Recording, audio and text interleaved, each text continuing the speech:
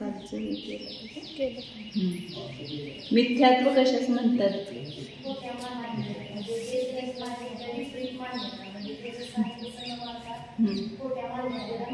मिथ्यात्व म्हणतात म्हणजे अदेवाला देव मानणं, अधर्माला धर्म मानणं, जे गुरु नाहीत त्यांना गुरु मानणं, हे सगळं काय आहे? मिथ्यात्व. आणि बाकीचं सगळं अगृहीत मिथ्यात्व पण सांगितलं. सातत्वांची विपरीत मान्यता, स्वतःच्या आत्म्याचं ज्ञान नसणं म्हणजे अनुभूती न होणं, हे सुद्धा सगळं मिथ्यात्वच आहे. तर हे मिथ्यात्वाचे किती भेद केले? कोणते? हे सांगा नाजूक.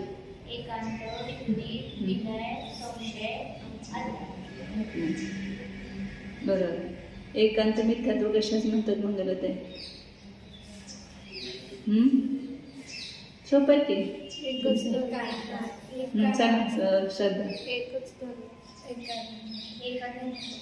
अनेकांत स्वरूप वस्तू असताना त्यातल्या एकाच धर्माला पूर्ण वस्तू मानणं. एकांत म्हणजे एक अंत म्हणजे धर्म, एका धर्माला पूर्ण वस्तू मानणे, हे काय आहे? एकांत मिथ्यात्व. आणि विपरीत मिथ्यात्व काय आहे? वस्तूच्या विपरीतच मानणं, म्हणजे जसे आहे तसं स्थितीने म्हणता उलटं मानायचं. उदाहरण काय सांगितलं त्याच्यामध्ये?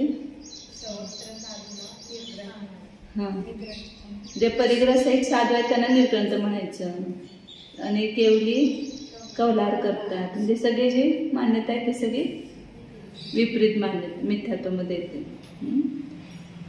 स्त्रीला मुक्ती मानणं, यज्ञामध्ये पशु बळी दिलं की स्वर्गात जातो म्हणणं, मग हिंसेमुळे धर्म होईल का? हे उलटी मान्यता झाली ना. हिंसेमध्ये धर्म मानणं, हे सगळे विपरीत मिथ्यात्व आहे. आता तिसरं सांगतात विनय मिथ्यात्व. हे आपल्याला वरून चांगलं वाटतंय, हे खूप म्हणजे सुधारक आहेत आणि उदार आहेत असं वाटतंय, परंतु ते मिथ्यात्व पोषण होते. त्याच्यामुळे सगळे देव समानच आहेत. हे देव काय ते देव काय, खरं खोटं सगळ्या देवामध्ये थोडंच असते. सगळे देव तर सारखेच आहेत, मग सगळ्यांचा समान विनय करणं, सगळे सुगुरु कुगुरु सगळ्यांना समान मानून त्यांचा विनय करणं, हे सगळं विनय मिथ्यात्व आहे. वितराग देवांना सरागी देवांना एकाच भांड्यात घेऊन अभिषेक केला, एकाच पात्रामध्ये घेऊन, तर काय झालं तिथं? हे विनय मिथ्यात्व आहे ना. ते विनय वितराग बघून त्यांच्यावर विनय करण्यायोग्य आहेत का? ते नाही. मग तिथं हे सगळं मिथ्यात्व लक्षात घ्यायचं. म्हणून सराग आणि वितराग हे दोन्ही समान होऊ शकत नाहीत. जे वितराग आहेत तेच खरे देव आहेत, आणि जे सराग राग सहित आहेत ते खरे देव नाहीत. हेच पक्क श्रद्धान करायचं. आणि जर नाही झालं तर ते विनय मिथ्यात्व, म्हणजे सगळ्या देवांचा विनय करायचा, सगळ्या गुरूंचा विनय. ते तर खऱ्या खोट्याचा आपण विवेक करायला पाहिजे ना. संसारामध्ये कुठली पण वस्तू घेताना परीक्षा घेऊन घेताय की नाही? काय परीक्षा न करताच घेताय. साडी घ्यायला गेलं तर किती वेळ घालवताय दुकानात? पटकन घेतले आलं असं करते का? तिथं परीक्षा करते, चांगलं आहे का, फाटले का कुठं, काय सूद बरोबर आहे की नाही, किती परीक्षा असते. छोटी भाजी आणायला गेली भाजी मंडईमध्ये तरी परीक्षा केल्याशिवाय आणत नाही भाजी. आणि तर मात्र काही परीक्षा न करता आपण कुणाला पण देव मानायचं, कुणाला पण गुरु मानायचं, तर हे सगळं मिथ्यात्व आहे. म्हणून खऱ्या खोट्यांचे समान विनय करायचा नाही, तर विनय मिथ्यात्व होते जर केला तर. काही जर असं म्हणतात की विनय केल्यामुळे पण मोक्ष होतोय, आणि केवळ विनयानंच मुक्ती होते असं मानणं, हे सुद्धा विनय मिथ्यात्व आहे. जीवकांमध्ये व्याख्या दिली त्याने की विनयाच्या द्वारेच मोक्षाची प्राप्ती होते असं मानणं, तर ते सुद्धा आहे. ते एक साधन, परंतु केवळ त्याच्याद्वारे होईल का? विनयाच्या द्वारे. त्याच्यावर सम्यक दर्शन, ज्ञान, चारित्र्य सगळं पाहिजे की नाही, तरच मोक्ष होणार. आणि त्या एका केवळ विनयालाच मोक्षाचा मार्ग म्हणणं, तर ते सुद्धा विनय मिथ्यात्व आहे. ती व्याख्या सगळीकडे देत नाही, फक्त हीच व्याख्या येते सगळीकडं की खोट्याने खऱ्या देवशास्त्र गुरूंचा समान विनय करणं, हे विनय मिथ्यात्व आहे असं. परंतु हे सुद्धा आहे की विनयाच्या द्वारेच मला मोक्ष मिळतो असं मानणं, तर हे सुद्धा विनय मिथ्यात्व आहे. पुढं संशय मिथ्यात्व कशास म्हणतात? वाचा आयशा वाचा. संशय मिथ्यात्व कशास म्हणतात? धर्माच्या व वस्तूच्या स्वरूपाबाबत दौलायमान श्रद्धेला संशय मिथ्यात्व म्हणतात. असं आहे की तसं आहे, असं दोलायमान ज्ञान त्याला म्हणायचं संशय. खरं हे संशय नावाचं एक मिथ्यात्व म्हणजे असे काही मतवादी आहेत की ते काय म्हणतात की सगळीकडे संशयच आहे, म्हणतो कुठे निर्णय काय करू शकत नाही आपण, हे असंच आहे असं स्वरूपच मानतात ते धर्माचं किंवा वस्तूचं.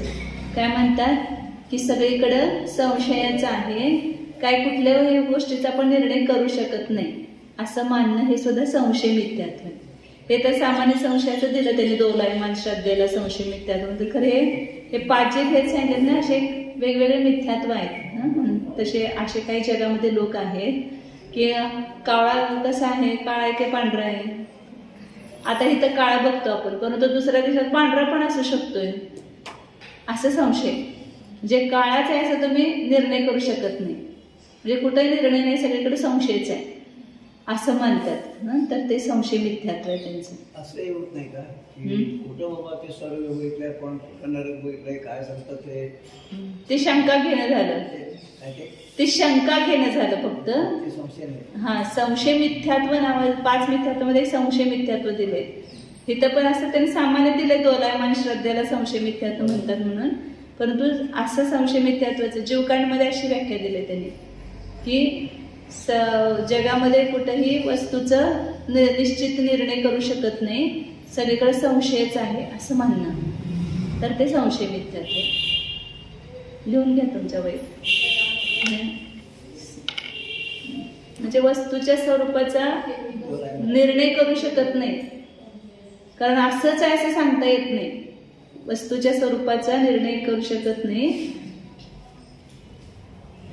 कारण आपण जे इथं जी वस्तू बघितली ती दुसरीकडे पण तशीच असेल असं सांगता येत नाही. इथं कावळा काळा म्हणून दुसरीकडे काळाच असेल असं सांगता येत नाही, तिथं पांढरा पण असू शकतो असं म्हणतात.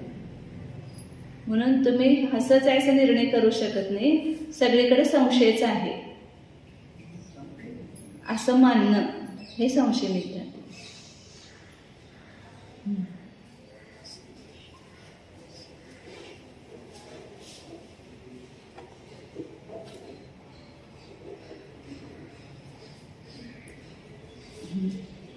आणि अज्ञान मिथ्यात्व म्हणजे हित आणि अहिताचा निर्णय नसणं, विवेक नसणं, त्याला म्हणायचं अज्ञान मिथ्यात्व. जसं आता एकेंद्रिय जीव आहे, त्यांना कुठलं मिथ्यात्व आहे, ते काय निर्णयच विवेकच करू शकत नाही. काय आपल्याला हितरूप आहे, काय अहित रूप आहे याचा विवेकच नसतो, मग त्यांना अज्ञान मिथ्यात्व आहे. आणि अशा सुद्धा काही जगामध्ये जीवात कुठल्या धर्माशी काही संबंधच नसतोय, मग त्यांचं कुठलं मिथ्यात्व म्हणायचं तर अज्ञान मिथ्यात्व आहे. कारण त्यांना निर्णय कशाचा विवेकच नाहीये, खरं खोट किंवा काही. खरं पण मानत नाहीत, खोटं पण मानत नाहीत, काही देवाला पण मानत नाहीत असे लोक असतात. ते सगळं अज्ञान मिथ्यात्व. वस्तू स्वरूपाचा निर्णयच न करणं थोडक्यात. हा, नास्तिक पण म्हणतात आणि अज्ञान मिथ्यात्व.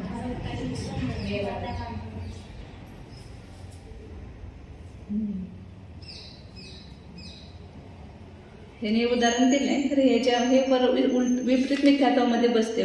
पशुवधामध्ये धर्म समजणे हे विपरीत मिथ्यात्वामध्ये येते. तसं इथं अज्ञान मिथ्यात्व म्हणजे ज्ञानच न करणं त्या वस्तू स्वरूपाचं, त्यालाच अज्ञान मिथ्यात्व म्हणायचं.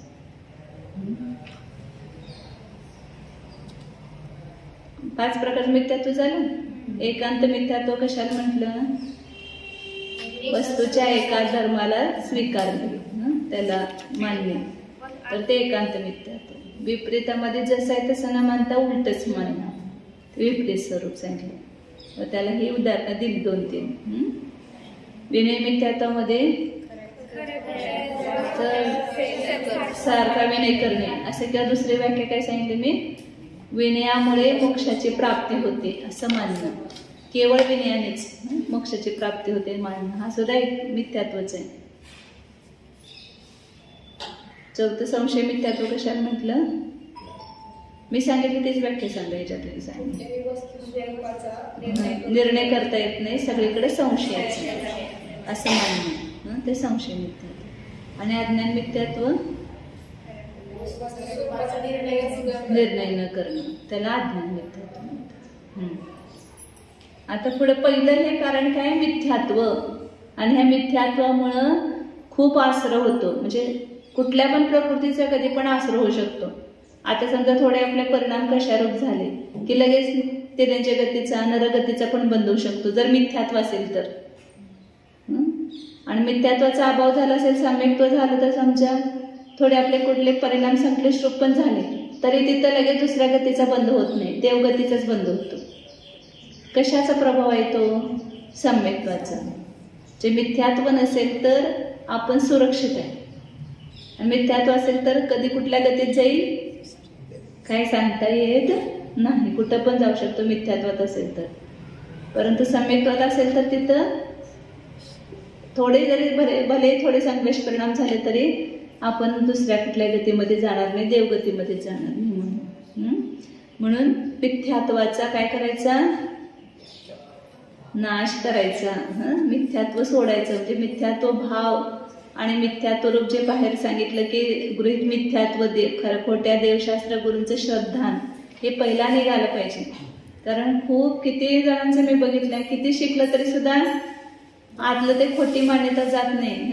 आपण नाही केलं तर काय तर आपल्यावर संकट येईल, काहीतर आपल्याला रोग होईल, त्या देवाची मी मान्यता सोडली तर ते आपल्याला काहीतरी केलं तर काय करायचं, असं घाबरतात लोक.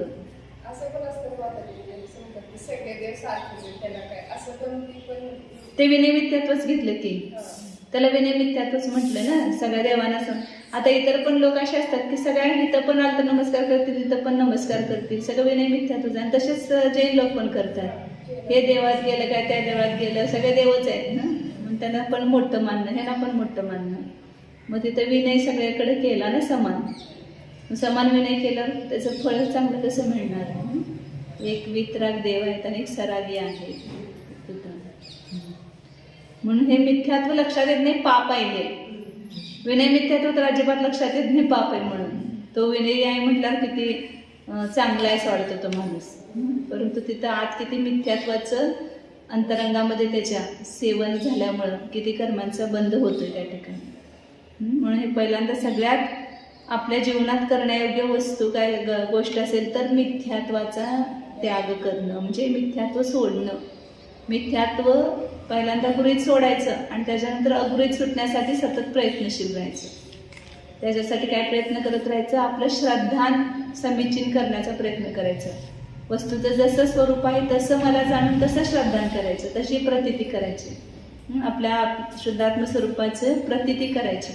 तर त्या ठिकाणी आपल्याला अगृहीत मिथ्यात्वाचा पण त्याग होतो. त्याच्यासाठी हा अंतरंग पुरुषार्थ पाहिजे. गृहीत तर आता आपण 1 मिनिटात सोडू शकतो, अगृहीत मिथ्यात्व सोडायला थोडं प्रयत्न करत राहायला लागला की लगेच कुणाला लगेच सातत्वाचं श्रद्धा होऊन आत्मानुभूती होईल असं काही सांगता येत नाही. परंतु त्याचा पण प्रयत्न आवश्यक आहे. आता मिथ्यात्वानंतर दुसरं कारण आश्रवाचं काय घेतलंय, अविरती. हे सगळे भावाश्रवाचे भेद आहेत. आणि खरा पुरुषार्थ आपला हितच आहे, भावाश्रवावरच करू शकतोय. द्रव्याश्रव आपोआपच नष्ट होईल, कर्माला नष्ट करावं लागत नाही आपल्याला, कर्म आपोआप नष्ट होतात. फक्त आपल्या परिणामात बदलणे, म्हणजे पुरुषार्थ कुठं आपल्या परिणामामध्ये करायला पाहिजे. परिणामच आपले चुकीचे करतो त्यामुळे कर्माचा आसवणे बंद होतं. आणि परिणामच करायचं सोडलं तर आपोआपच काय होणार, त्या ठिकाणी कर्माचा संवर आणि निर्जरा होणार. म्हणून पहिल्यांदा भाव संवर असेल तर द्रव्य संवर आपोआप होतो. म्हणून काय सांगितलं, दुसरं कारण कोणतं आहे, अविरती. अविरती म्हणजे काय, श्रद्धा वाचा. 5 इंद्रिये व मन यांच्या विषयामध्ये व हिंसादी पापांमध्ये प्रवृत्ती असणे, विरक्ती नसणे यास अविरती म्हणतात. विरक्ती म्हणजे विरक्ती आणि म्हणजे नाही. जिथं विरक्ती नाही, कशापासून विरक्ती नाही, पापापासून विरक्ती नाही, 5 पापापासून विरक्ती नाही, किंवा 5 इंद्रियांच्या विषयामध्ये प्रवृत्ती आपली सारखी चालू आहे. स्पर्शनेंद्रियाचा विषय गरम व्हायला लागले लगेच पंखा लावा, विरक्ती आहे का नाही. आपल्याला किती त्रास झाला तर आपण पंखा लावायचा नाही, विरक्ती आहे का. किंवा रसनेंद्रियाचं, बाबा आज ह्या वस्तूचा त्याग केलाय तर ते खायचं नाही आपल्याला, तर त्यापासून विरक्ती होते का? नाही. म्हणजे त्याच्यामध्ये आसक्ती, त्याच्यामध्ये विषयामध्ये प्रवृत्ती, हे असंयम आहे, अविरती आहे. आणि त्याच्यापासून विरत होणं त्याला म्हणायचं अविरती. विरक्त न होणं त्याला म्हणायचं अविरती. जे काही त्याग नसणं, सगळ्या 5 इंद्रियाविषयी आणि मनामध्ये स्वच्छंदपणे प्रवृत्ती करणं, आणि हिंसादी 5 पापामध्ये पण हिंसा, असत्य, चोरी, कुशील, परिग्रह यांच्यामध्ये पण स्वच्छंदपणे प्रवृत्ती करतो, त्याचा त्याग करत नाही. फक्त रात्री भोजन त्याग करा म्हटलं तरी आपण किती विचार करतो. तिथं का करायचं बाबा हे समजून घ्यायचं आपल्याला, किती त्याच्यामध्ये किती जीवांची हिंसा होते हे सगळं समजून. आणि त्या सगळ्या रात्री भोजन ह्याच्यापेक्षा सुद्धा बाजारचं खायचं नाही, हा सगळ्यात मोठा नियम आहे त्या रात्री भोजन त्यागापेक्षा सुद्धा. कारण का खूप अशुद्ध बनवलेल्या असतात सगळ्या वस्तू, आणि किती दिवसाच्या ठेवलेल्या असतात, त्याच्यामध्ये किती जीवांची उत्पत्ती झालेली असेल. तर त्या वस्तू तुमच्या आता काल सांगितलं ते पिझ्झा असल्या वस्तू आपण पण खायच्या, आपल्या मुलांना पण आणून द्यायचं नाही तसलं. घरात चांगले चांगले पदार्थ खाऊ करायचं मुलांना, जे आपोआपच बाहेरचं खाण्याची काय सवय लागत नाही त्यांना. आपण त्यांना कुठं करत बसायचं, कंटाळा जा घेऊन यायचं दुकानातनं पाठवत. आपण करू शकतो काय काय गोष्टी तशा करून द्यायचे त्यांना. बाजारचा केक कधी आणून द्यायचं नाही मुलांना, त्याच्यामध्ये अंड वगैरे असं घातलेलं असतं, तर ते तसले पदार्थ कधी सेवन करायचे. म्हणजे मद्य मांस मधू ज्याच्यामध्ये आहे ते तरी अजिबात आपण घ्यायचं नाही, ग्रहण करायचं नाही. तर काय सांगितलं अविरती, हे ह्याच्यामुळे काय होतो, कर्मांचा आश्रव होतो. आणि तिथंच आपली थोडी विरक्ती झाली समजा, आपण हिंसा सोडली, मी संकल्पपूर्वक कुठल्या प्राण्यांची हिंसा करणार नाही, काय होणार त्या ठिकाणी आपल्याला, त्या अविरतीचा बंध होईल का? नाही. पहिली प्रतिमा घेतली तरी सुद्धा तिथं काय झाली, थोडी अविरक्ती कमी झाली की नाही. अमर्यादित वस्तू खाणार नाही, मग तेवढ्या जीवांची हिंसा टळली की नाही आपल्याकडून. मग तेवढेच आपण ते धारण केलं की अविरतीच्या निमित्तानं जो आपल्याला पाप बंध व्हायला लागलेला आहे तो होणार नाही. आणि नियम न घेता तुम्ही पाळायला लागला तर त्याचं पण फळ मिळणारच. कारण का जिथं नियम आहे तेच व्रत मानलं जाते. प्रतिज्ञापूर्वक कुठलाही नियम घेतला तर ते व्रत आहे. अभिसंधिकृता विरती म्हटलेलं आहे. नियम कशाला म्हणायचं, व्रत कशाला म्हणायचं की प्रतिज्ञापूर्वक कुठल्याही वस्तूचा त्याग करणं किंवा ते नियम घेणं त्याला व्रत असं संज्ञा आहे. नुसतं आपण मी पाळतो, मी काय खात नाही, मग तुमच्या मनात काय आहे, कधी प्रसंग पडला तर म्हणजे अजून खाण्याची भावात आहेत ना. मी काही नियम घेतला मी काही नियम घेतला नाही, मग कधी प्रसंग पडला तर काय म्हणणार तिथं मी काय नियम घेतला नाही, चालतंय खाल्लं असं होतं. म्हणून नियम घेतल्याशिवाय व्रत ही संज्ञा येत नाही त्याला. म्हणून अविरती किती म्हणजे ह्याच्या निमित्तानं आपल्याला विनाकारण आश्रव व्हायला लागला. काय काय गोष्टी आपण करत नाही तरी सुद्धा त्याचा आश्रव सुरू आहे. म्हणून नियम घ्यायचा. आणि तिथं कधी कधी घाबरायचं नियम घ्यायला, असं झालं तर काय करायचं, तसं झालं तर काय करायचं. सगळ्यातून मार्ग निघतो. कधी पण बघा तुम्ही कुठल्या पण ह्याच्यातून मार्ग हा निघतोयच आणि आपण मार्ग काढतो जर तसं ठरवलं तर. म्हणून अविरतीच्या निमित्तानं जर अविरती सोडली आपण तर त्याच्या निमित्तानं होणारा आश्रव आपल्याला होणार नाही. म्हणजे मी नियम घेत नाही हे माझ्या कर्माच्या आश्रवाचं कारण आहे असं लक्षात यायला पाहिजे आपल्याला. तर मग तिथं पटापट नियम घेणार. जर काय आपण करत नाही काय होते त्याला, कुठं नियम नाही घेतलं तर काय होते असं म्हणून हे करायचं नाही, टाळायचं नाही त्याला. तर अविरती किती प्रकारची अविरती ते सांगतात पुढं. अविरती 12 प्रकारची आहे, 12 भेद आहेत. कधी कधी संक्षेपण अविरती 5च सांगितली जाते. त्यावेळेला 5 पाप घ्यायची, 5 पापामध्ये प्रवृत्ती. आणि ज्याला 12 प्रकारची अविरती सांगतात त्यावेळेला हे भेद घ्यायचे. 5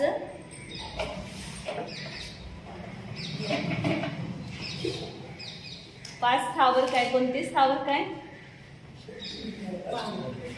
कशाला म्हणायचं स्थावर काय, काय वायू काय आणि वनस्पती काय, हे 5 स्थावर काय. आणि एक त्रस, हे षटकाय जीव आहे. सगळे जीव ह्या षटकाय मध्ये येऊन जातात. 5 स्थावर आणि एक त्रस. ह्या जीवांच्या हिंसेचा काय करणं, त्याग करणं. शेवटी काय, जीवांची हिंसा करणं ही अविरती आहे आणि न करणं ही विरती झाली. जे हिंसा करणे, तसं जीवांची हिंसा करणे म्हणजे किती भेद झाले, 6 झाले ना. 5 स्थावर आणि 1 रसाची हिंसा. जे हिंसेमध्ये प्रवृत्ती, हे याला म्हणतात प्राणी असंयम. जे जीवांचा घात करण्याचं त्याग न करणे. दुसरा इंद्रिय असंयम. त्याचे 6 भेद आणि ह्याचे 6 भेद.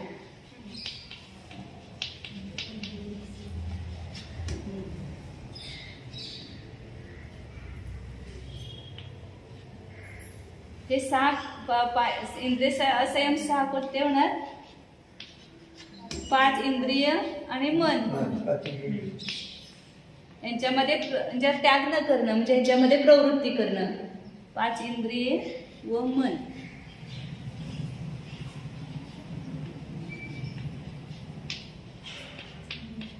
यांच्या विषयामध्ये प्रवृत्ती करणे.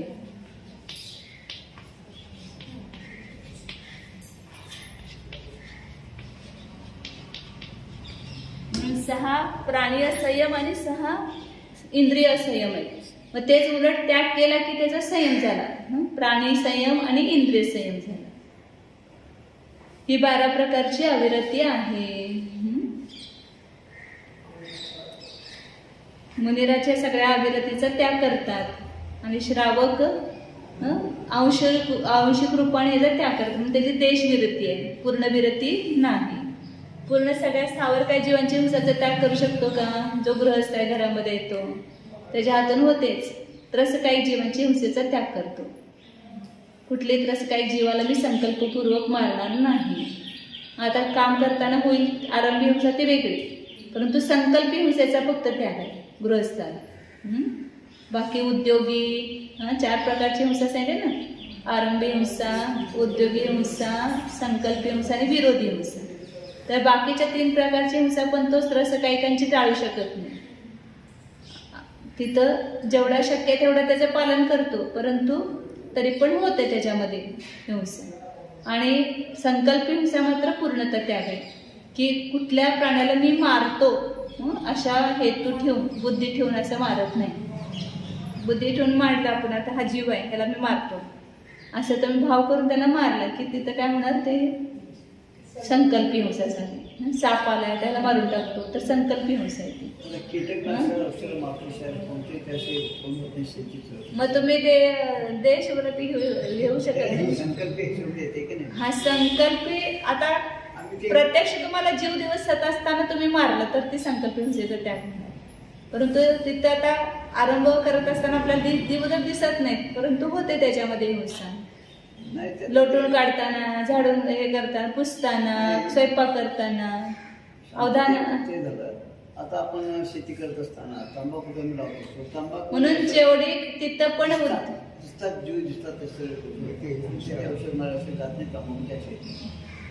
असलं करायचंच नाही ना आपण. असली शेती व्रतीला करताच येत नाही. एकतर व्रतीने शेती करूच नाही आणि केलं तरी त्याच्यामध्ये औषध वगैरे मारण्याचं. आता कारंजाला किती जरी तरी औषध न मारता शेती करतात. काही म्हणजे असे पीक घेतात की ज्याच्यामुळे आपल्याला औषध मारायला नको, किंवा मारलं तरी साधारण ते आपल्या घरात तयार करून ते असे जे असतात ते मारतात.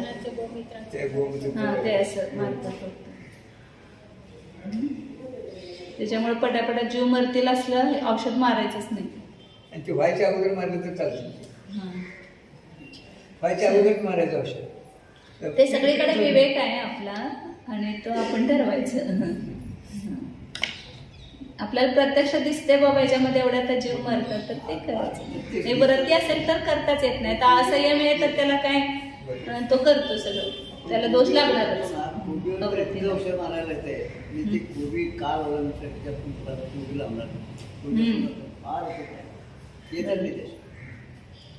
कोबी असंच तर हे आहे, त्याच्यामध्ये किती त्रस जीव आत लपलेले असतात आणि ते चिरताना करताना सगळे मरतात ना, म्हणून ते खाऊच नाही कोबी.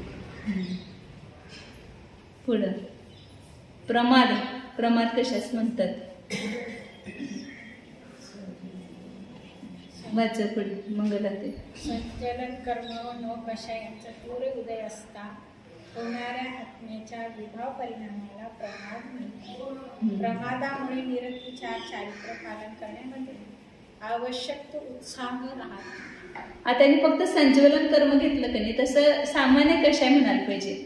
कषायाचं तीव्र उदय असताना होणाऱ्या आत्म्याचे, आता हे 6व्या गुणस्थानाच्या पेक्षा त्यांनी व्याख्या केलेली.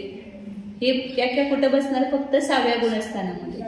तसं संज्वलन कशाचं तीव्र उदय असला की म्हणजे 2 प्रकारचा उदय मुनिराजांना. संज्वलन कशाचा तीव्र उदय आणि मंद उदय. संज्वलन कशाचा तीव्र उदय झाला की 6व्या गुणस्थानात येतात आणि त्याचा मंद उदय झाला की 7व्या गुणस्थानात जातात. असं त्यांचा अंतर्मुहूर्तामध्ये तीव्र उदय, मंद उदय, तीव्र उदय, मंद उदय असं सारखं होत असतं. म्हणून त्यांच्यापेक्षाही व्याख्या केलेली हे लक्षात घ्या.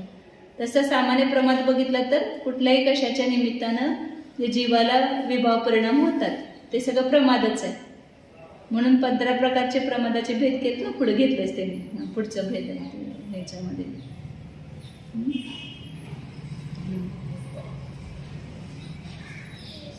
प्रमादामुळे, प्रमाद म्हणजे एक आळस एक झाला प्रमाद. सगळ्या नुसतं आळस म्हणजे प्रमाद नाही. कशाय करणं सुद्धा प्रमादच आहे. असावधानता थोडक्यात. प्रमाद म्हणजे असावधानता, जे आपल्या स्वरूपामध्ये सावध नाही, सावधानता नसणे.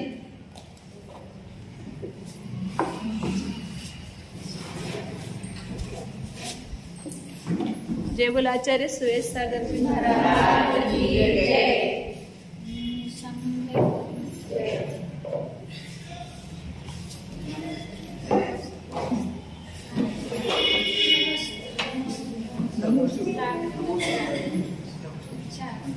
म्हणून 6व्या गुणस्थानाच्या अपेक्षेने व्याख्या लक्षात घ्यायचं. प्रमाद, संज्वलन कर्म आणि नौकषायांचा तीव्र, संज्वलन कषाय असं म्हणायला पाहिजे. संज्वलन कषाय व नौकषायांचा तीव्र उदय असता होणाऱ्या आत्म्याच्या विभाव परिणामाला प्रमाद म्हणतात. आणि प्रमादामुळे जे निरतिचार चारित्र्य पालन करण्यामध्ये आवश्यक तो उत्साह राहत नाही. तेच होतं ना, तिथं सर्पापासून तो हटतो.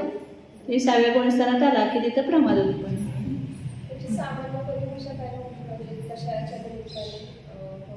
हा, प्रमादाची सामान्य व्याख्या घ्यायची. कशाच्या निमित्ताने होणारे विभाव म्हणा किंवा असावधानता म्हणा, स्वरूपामध्ये सावधानता नसणे. म्हणजे सगळं पहिल्या गुणस्थानापासून 6व्या गुणस्थानापर्यंत प्रमाद आहेच ना तिथं. मग ह्या सगळ्याला प्रमाद म्हटलं. काय 15 भेद केले प्रमादाचे. 4 विकथा, 4 कषाय आणि 5 इंद्रिया. उद्याच घेऊया आपण महाराजांचं परत.